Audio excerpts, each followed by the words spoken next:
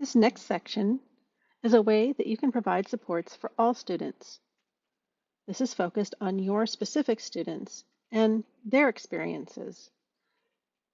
This is your chance to take a look at the populations upon which you serve and which you're going to focus. If you're not in the classroom, consider your experience with students or children in the past to make your selection. There are supporting documents that will assist you in thinking about the types of supports or guidance you may want to include in the templates. The first is Appendix D, Diversity and Equity. In this document, it talks about the different subgroups,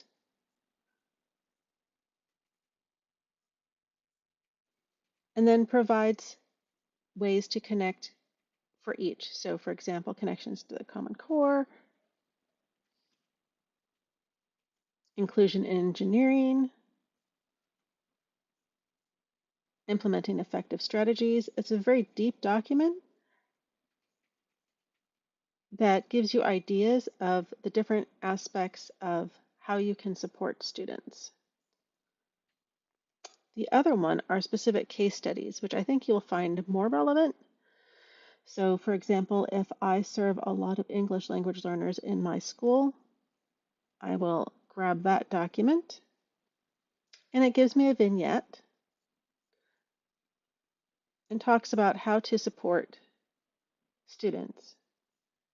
From there, you're ready to fill out the next section. So for example, I've already done all the top bits here. I have my guiding questions and possible responses.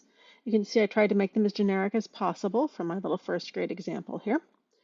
Now I'm going to think about supports for special populations, and those supports are going to be based on my students. So again, I have some economically disadvantaged students, and I have some English language learners.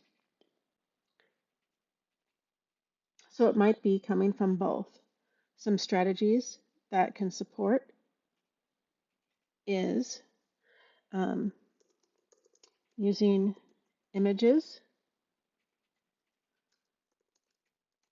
when referring to technical terms.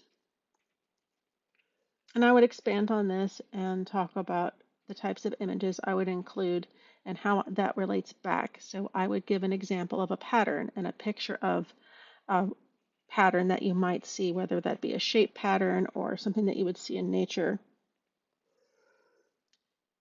As you go, you can also provide any other considerations or guidance. Again, this could be just based on your own experiences. It could also be on the students that you're serving or the specific context. Again, what unit are you teaching? How are you going to be using these questions?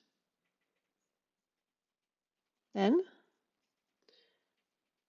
you're going to answer the discussion prompt. How did you choose the populations you have selected for the focus of your template? If you want to pick different populations for other templates, that's fine as well, or you can keep them the same.